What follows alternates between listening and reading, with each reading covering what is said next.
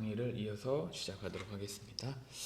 자, 지난 시간에 이렇게 반응 중간체, 그죠? 그 다음에 전이 상태에 대해서 공부를 했었죠? 네.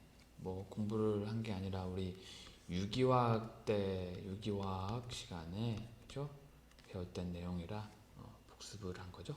그래서 자, 이제 본격적으로 교재로 다시 들어가면, 자, 이렇게 물이 전자 두 개를 받아서 수소 가스를 발생시키는 요 전기분해 마이너스에서 그러는 거죠. 마이너스에서. 그래서 이 수소를 발생하는 이 반쪽 반응은 많은 단위 반응 과정을 포함합니다. 단위 과정이라는 게 이런 거라고 했죠. 이렇게 이런 케미칼이 이렇게 한 단계로 이렇게 산화가 된다. 그렇죠? 그래서 이렇게 포텐셜 에너지 이렇게 두 개를 이렇게 표현할 수가 있다고 했죠. 이런 거를 이제 단위 반응이라고 하는데, 근데 이 수소를 발생하는 이 반응은, 자, 아까 말한 그 단위 반응이 무수히 많은 단위 반응이 계속 이렇게 과정이 포함하는 겁니다. 그래서 대략적으로나 이렇게 포함할 수가 있는 거예요. 그래서 이렇게 반응이, 자, 포텐셜 이렇게, 또 여기 시작, 또 여기 중간 단계 이렇게 해서 계속해서 이렇게 시작, 반응물, 생성물 이렇게 계속 반응이 이런 단위 반응 과정이 연속적으로 포함되어 있는 거예요. 그래서 다양한 중간 상태, 즉 전에 말했죠. 여기 있는 반응 중간체들, 그죠? 반응 중간체들이 형성되거나 소멸되는 게 반복적으로 일어난다고, 네, 그랬죠. 그래서 이 반응 좌표 속에서 도중에 거쳐가게 되는 단위 반응마다 이제 포텐셜 곡선이 포함되어 있기 때문에 높낮이가 다른, 자, 이렇게 이 활성화 에너지가 이렇게 생겨요. 여기로 봤을 때 반응이 이쪽으로 진행된다고 하면, 그죠? 여기 활성화 에너지죠. 또 여기도 활성화 에너지, 여기도 활성화 에너지, 그리고 여기 또 활성화 에너지, 그죠? 여러 가지 활성화 에너지가 생긴다. 그래서 포텐셜 곡선이 이렇게 최소가 되는 여기를, 그죠? 반응 중간체가 있다고 했죠. 그래서 이 반응 중간체는 수명이 굉장히 짧죠. 그리고 농도가 매우 낮죠. 그죠? 왜냐하면 여기 반응 중간체는 반응성이 매우 커서 생기자마자 또 반응이 일어나고, 그러니까 수명이 매우 짧고, 그리고 농도가 매우 낮죠. 그래서 여기 있는 반응 중간체를 우리가 화학적인 구조를 밝히기가 어려워요.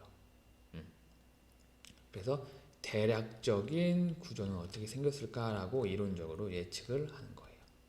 그래서 자, 여기서 말하는 것은 전기분해에서 수소를 발생하는, 자, 음극에서의 반쪽 반응, 요 반응이 이렇게 화학식으로는 간단하지만은 여러 개의 단위 반응 과정이 연속적으로 포함되어 있어서, 그렇죠? 반응 중간체가 형성되거나 소멸되고, 그리고 다양한, 자, 활성화 에너지를 갖는다. 네.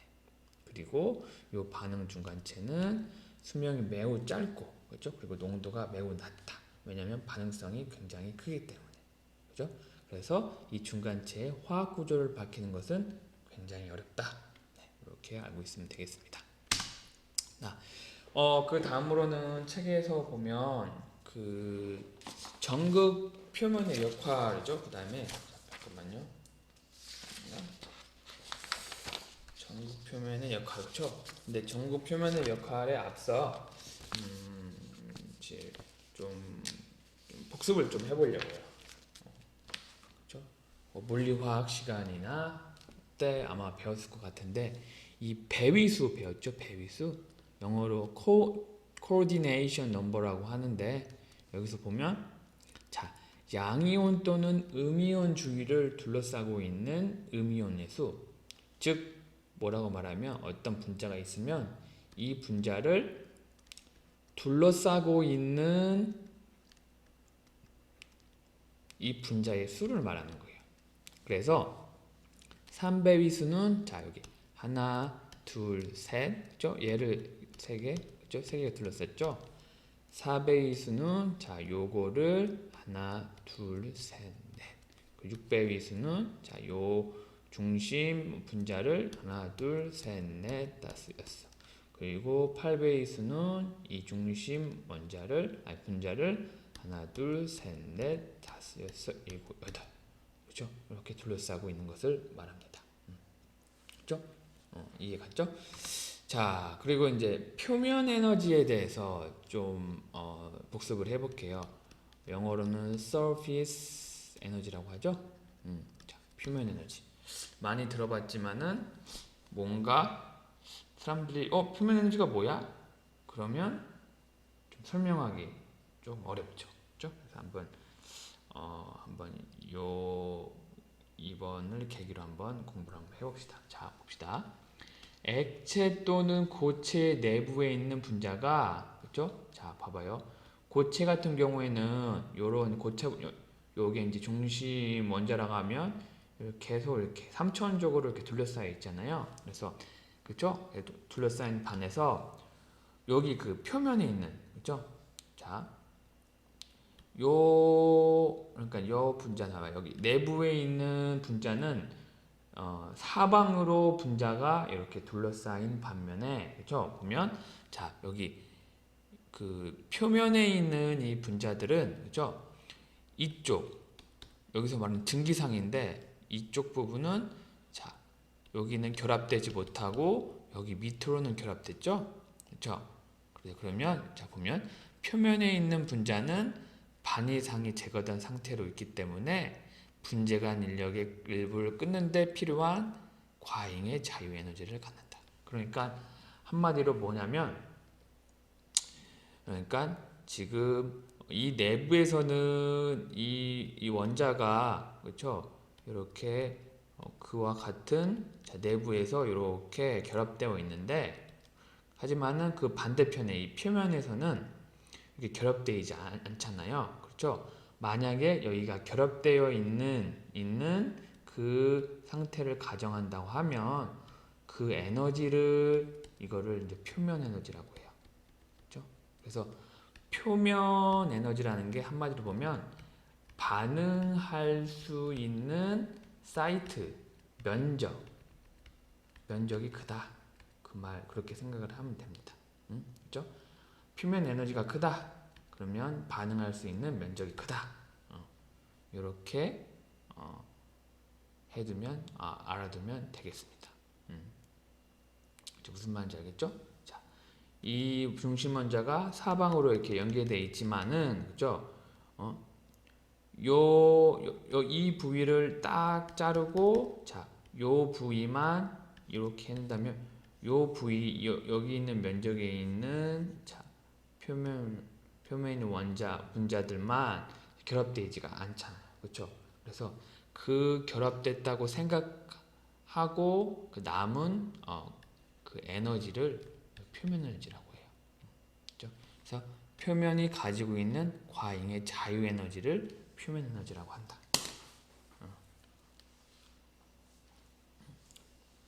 그러니까 좀 설명을 했나? 그러니까 이런 시스템을 이런 현상을 그죠? 이렇게 만들었잖아요. 그러면 요 부위를 끊는 데 필요한 에너지예요. 끊는 데지. 자, 네, 이해했을 거라고 생각합니다. 즉, 자, 표면 에너지가 크면 이제 반응 면적이 크다. 그 정도만 알고 있으면 좋겠습니다. 네. 그죠?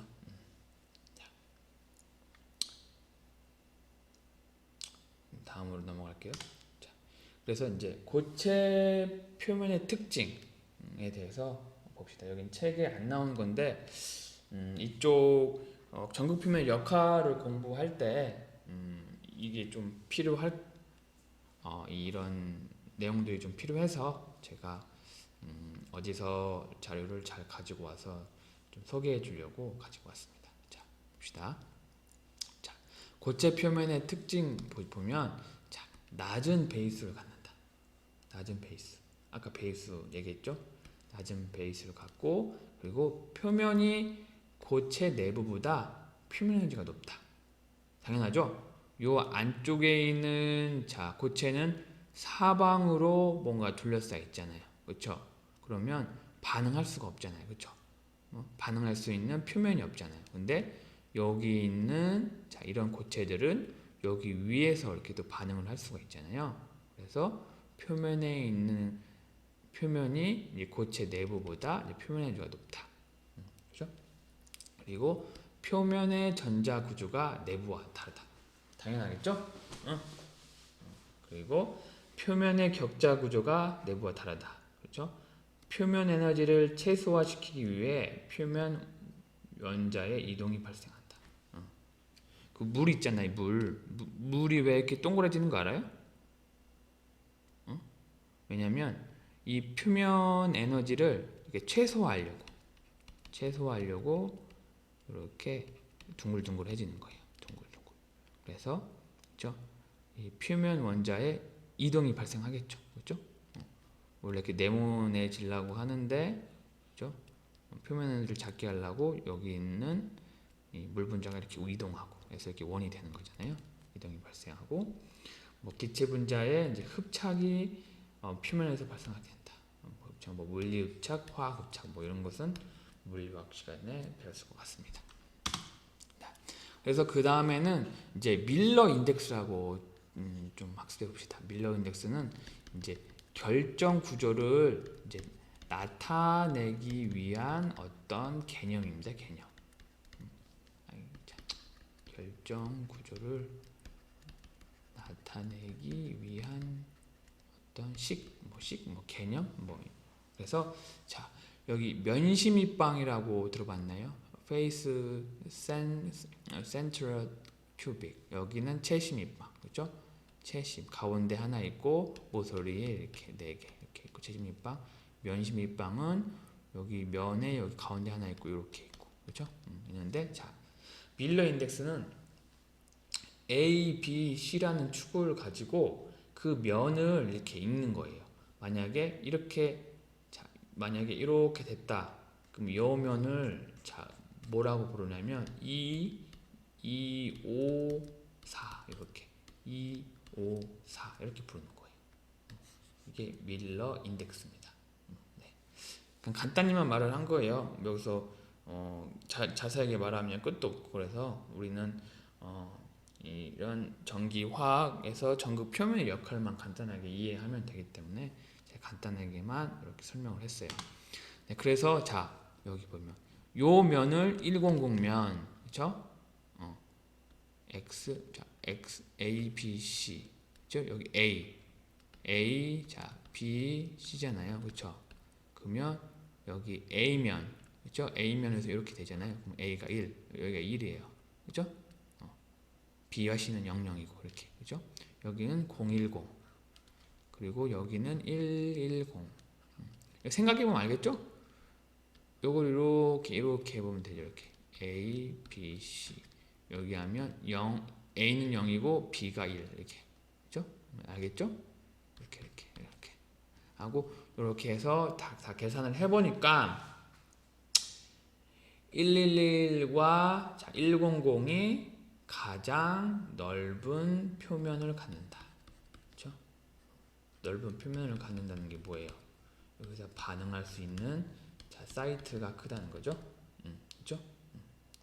그래서 111, 100 요거를 좀 보여주고 싶은 거예요. 저는요. 이런 밀러 인덱스가 있다. 그래서 111이라는, 자, 페이스가 있고 100이라는 페이스가 있다. 그래서 왜냐하면 뒤에 나오니까. 자, 봅시다. 자, 그 다음에 강한 상호작용의 전자 이동 계속 하는데, 자, 전극 표면의 역할 봅시다. 역할 보면, 자, 물을 이제 전기 분해했을 때 이제 수소 발생이나 산소 발생은 요 전극의 종류에 따라 이제 반응 속도가 수십 배 차이 나요. 그죠? 근데 자, 표면에 생기는 중간체의 구조나 전위 그리고 활성 에너지가 전극의 재료에 의해 달라지기 때문입니다. 달라지기 때문이에요. 그렇죠? 그래서 전극 소재의 종류는 전극 표면의 원자 배열 방법. 즉 아까 말했죠. 그렇죠? 111면이나 뭐 100면이 많게 되면 그만큼 전극 반응이 많이 일어나겠죠. 그렇죠? 응?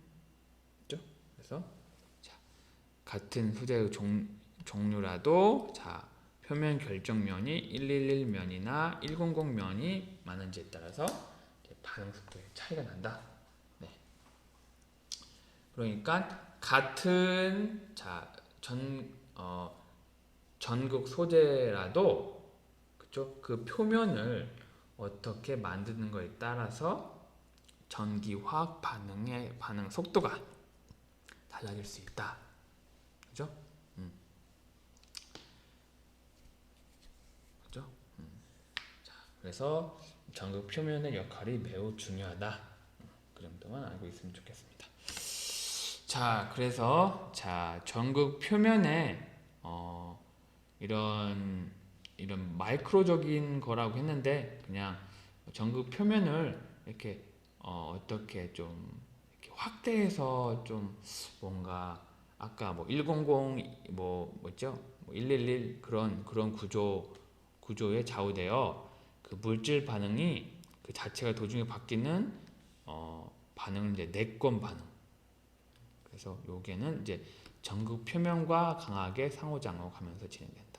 그러니까 그 전에서는 이렇게 약한 상호작용에서 전자 이동에서는 이 전극과 이런 물질이 이렇게 딱 붙지 않고 반응을 하기 때문에 전극 표면이 그렇게 많이 중요하진 않아요. 근데 이 강한 상호작용의 전자 이동에서는 이 물질이 산화되는 반응하는 물질이 이 전극에 흡착돼서 강하게 상호작용해서 전기 화학 반응이 일어나기 때문에 이 전극의 표면에 어떻게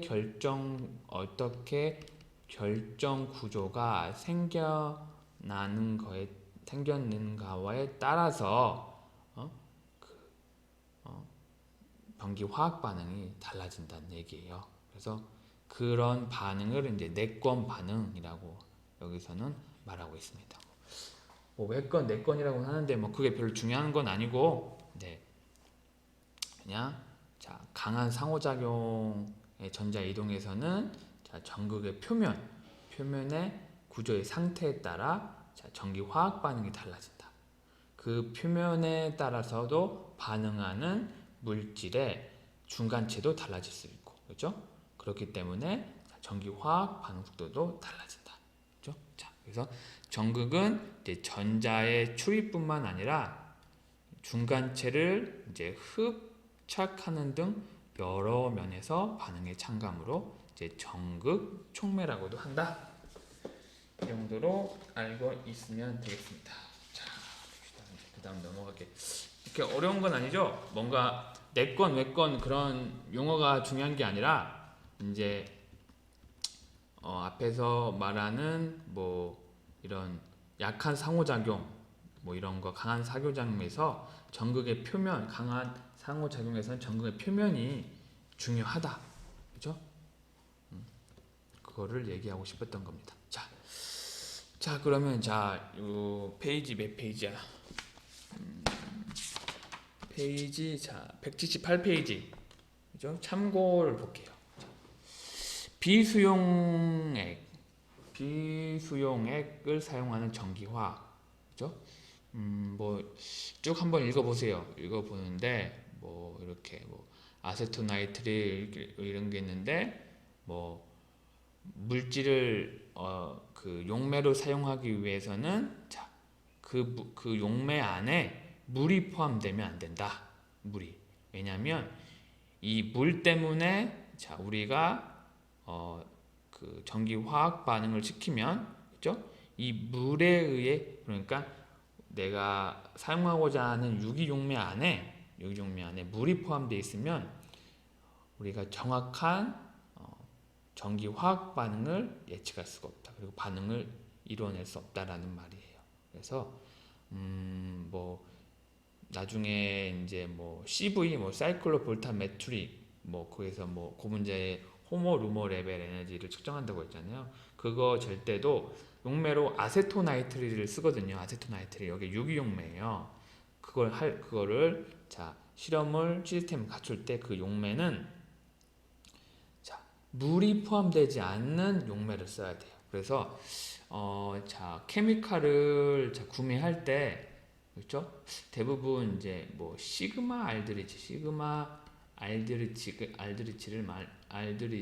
거를 많이 써요. 그래서 여기에서 보면 케미컬 구매할 때 언하이드로스 뭐 그렇죠? 솔벤트를 써야 돼요. 언하이드로스가 뭐예요? 물이 없다는 뜻이죠. 물이. 그래서 그 우리가 나중에 배울 건 그 CV 사이클로볼타메트리에 쓰는 전에 용매가 아세토나이트릴인데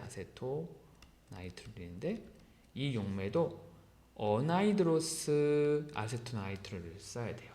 자, 물을 건조시켰으니까 이 용매의 가격도 굉장히 비싸져요. 그래서 자, 뭐 용매가 뭐 가격이 얼마고 그런 게 중요한 게 아니라 지금 내가 말하고 싶은 거는 자, 물이 포함되지 않는 이런 아세토나이트를 용매를 써야 된다. 왜냐면 자 이렇게 전기화학 반응을 지키면 그 미량 섞여져 있는 자 H2O의 산화전류가 흘러서 그래서 우리 물의 전기분해 전류를 방해한다. 그렇죠? 그래서 뭐 아니면 여담이지만은 그냥 물이 조금 그 농도가 높은 어떤 유기용매 시약을 사서 그렇죠? 이거를 뭐 어떤 물을 제거하는 어떤 시약을 써서 이렇게 만들 수도 있어요. 물이 없는 용매를. 근데 그게 너무 많이 번거로워서 일단 실험하는 사람들은 물이 없는 이런 용매들을 그냥 바로바로 구매해서 쓰죠. 네. 그래서 이렇게 한번 읽어봐요. 네. 이게 지금 참고로 나왔지만은 나중에 이쪽 실험을 하거나 했을 때 굉장히 중요한 거예요. 네, 그죠? 그래서 자 아세토나이트릴 같은 경우에는 물을 반드시 제거된 비수용액을 사용해야 된다. 네, 그 말입니다.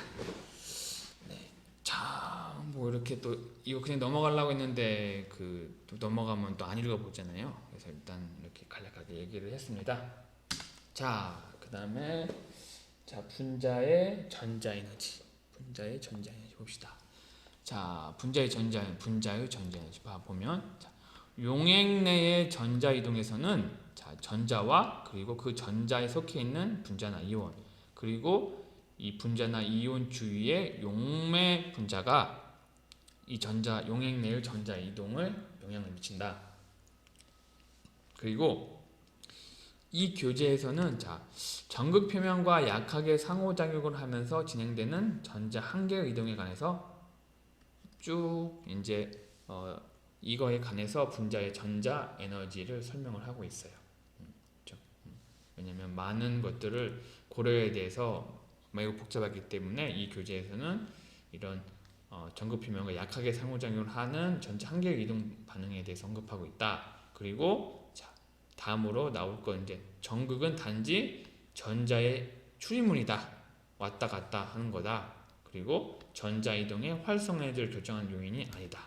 원래 결정하는데 이제 이 교재에서는 많은 것을 고려해야 되니까 이렇게 가정을 하고 책에 있는 내용이 있습니다. 네, 네, 그래서 좀 시간이 좀 다 돼서 그러면 여기까지 하고 분자의 전자 에너지에 대해서 다음 시간에 계속 이어서 하도록 하겠습니다.